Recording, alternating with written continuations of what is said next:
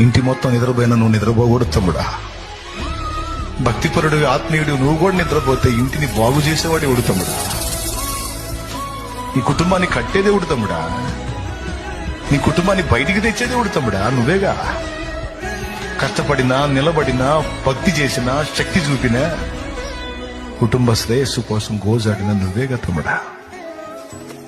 నడుంగట్టు తమ్ముడా. ఇంటికి దీపము చెల్లెమా, ఇంటికి దీపము. కన్నీరు గార్చు దేవుడి ముందు. నా దేవుని శక్తిని ఇంటి మీదకి దిగొస్తే కేకలు పెడతా వచ్చి రక్షణ పొందుతారు. కేకలు పెడతా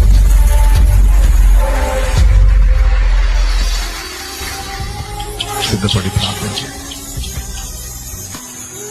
సమాజాల్లో సేవకులారా, గ్రామాలు, పట్టణాలు, ప్రాంతాలు కదలాలంటే మాట